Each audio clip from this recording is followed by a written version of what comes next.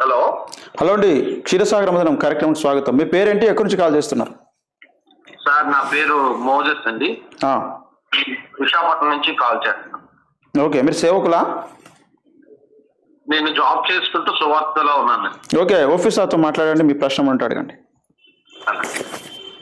అన్న ప్రైజ్ లో తమ్ముడు ప్రైజ్ ది లార్డ్. చెప్పండి నాయన. అన్న ఆరోగ్యంగా ఉన్నారు? దేవుని కృప, మీ అందరి ప్రార్థన, దైవాశీస్సులు. చెప్పండి. చాలా కాలం నుంచి ప్రార్థన చేస్తున్నాం అన్న. చెయ్యండి దయచేసి, మీ ప్రార్థనలు నాకు చాలా అవసరం. దేవుని కొరకు దీర్ఘకాలం లోకానికి ఉప్పుగా వెలుగుగా ఉండాలని ఆశ. దాని కొరకు మనం మ్యాక్సిమం ప్రయత్నాలు చేస్తున్నాం. ప్రభు చిత్తం మరి. అందరి ప్రార్థనలు నాకు చాలా అవసరం నాయన. చెప్పండి. కంటిన్యూ ప్రేయర్ చేస్తున్నాము. Thank you very much. మిమ్మల్ని నేను ఒక 25 సంవత్సరాల నుంచి ఎదిగిన వాడును. ఓ, చాలా సంతోషం. విశాఖపట్నం మొదటిసారి మీరు వచ్చినప్పుడు కూడా మీకు మిమ్మల్ని కలిసాను. Okay okay. మీ పుస్తకాలన్నీ కూడా చదివానయ్యా. చాలా సంతోషం. మీరే మన ఓపెన్ మినిస్ట్రీస్ లో లేము, బయట ఉన్నాం. పర్వాలేదు, యేసయ్య సేవలో ఉన్నారుగా. కానీ మిమ్మల్ని ఫాలో అవుతున్నాం. వాక్యం నేర్చుకున్నాము అంటే దేవునికి మీ వల్లనే చెప్పాలి. చాలా సంతోషం. దేవునికి వాక్యం అంటే ఏంటో మాకు తెలిసేది కాదు. అలాంటి సమయంలో మీరు ఊహించిన రీతిలో విశాఖపట్నం వచ్చారు. 96, 97 నాకు గుర్తులేదు. మొదటి మీటింగ్ కి నేను అటెండ్ అయ్యాను. ఆ తర్వాత కాకినాడ చాలా మీటింగ్స్ కి మేము వచ్చేవాళ్ళమే. వచ్చి డే నైట్ అక్కడే ఉండిపోయే వాళ్ళని. వాక్యం గురించి నేర్చుకోవాలని చాలా ఆశతో తపంతో మిమ్మల్ని వెంబడించామయ్యా.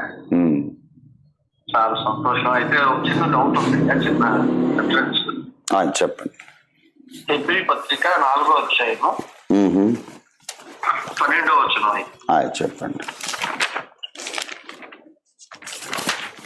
4:12. ఎందుకనగా దేవుని వాక్యము సజీవమై బలము గలదై రెండంచులు గల ఎటువంటి ఖడ్గము కంటెను వాడిగా ఉండి ప్రాణాత్మలను కీళ్లను మూలగను విభజించినంత మట్టుకు దూరుచు హృదయం యొక్క తలంపులను ఆలోచనలను శోధించుచున్నది. ఈ వాక్యాన్ని కొంచెం వివరించండి. ఇదివరకు చాలా చోట్ల నేను చెప్పాను. లింక్ ఏమన్నా మార్పు? లింక్ మీకు ప్రోగ్రామ్ తర్వాత పంపిస్తాను. ఇప్పుడు విషయం ఏంటంటే, అయ్యా,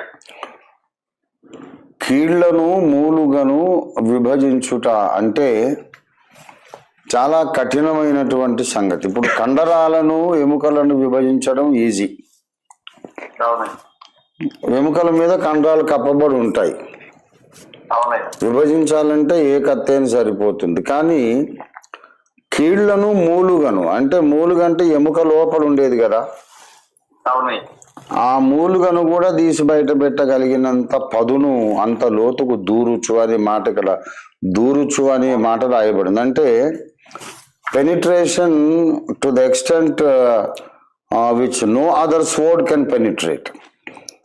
వేరే ఏ ఖడ్గము దూరలేనంత దూరానికి ఈ వాక్యం దూరుతుంది. దూరినందుకు ఒక కార్యం జరుగుతుంది. అదేమిటంటే, ప్రాణాన్ని ఆత్మను విభజించగలుగుతుంది. ప్రాణాన్ని ఆత్మను ఎందుకు విభజించాలి అంటే, ఆ రెండు కలిసిపోయి ఉన్నాయి కాబట్టి.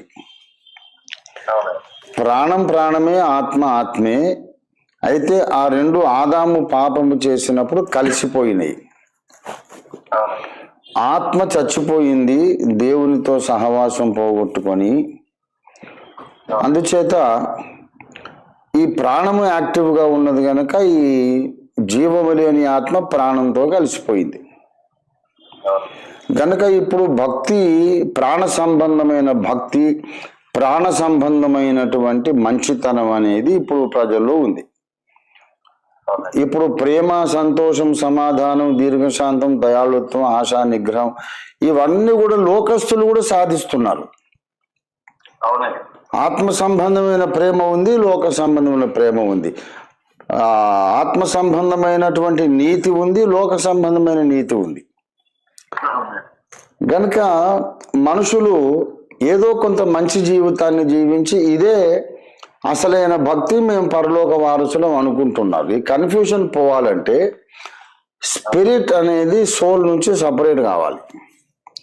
అవునండి. రక్షణ పొందిన వాళ్ళకు కూడా కొంతమందికి ఆత్మీయమైన మంచితనం ఉండదు, అంత వాళ్ళకు లోక సంబంధమైన మంచితనమే ఉంటుంది. దీని మీద నేను చాలా వివరణ ఇచ్చాను. చాలా మంది భక్తిపరులు దేవుని సత్యానికి ఎదురొస్తారు.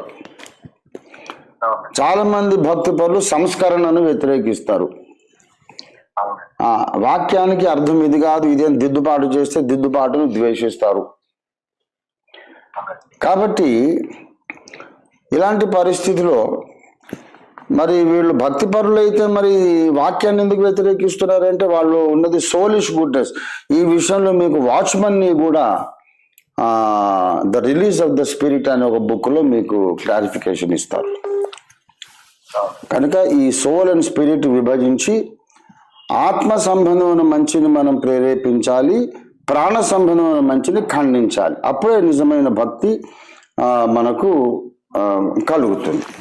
కాబట్టి ఈ విషయం మీరు మళ్ళీ మార్కు బాబు గారు మీకు లింక్ పెడతారు, మీరు దయచేసి అది ఫాలో అవ్వండి. అలాగే. God bless you. ఓకే అండి. Right sir, thanks. Praise the lord.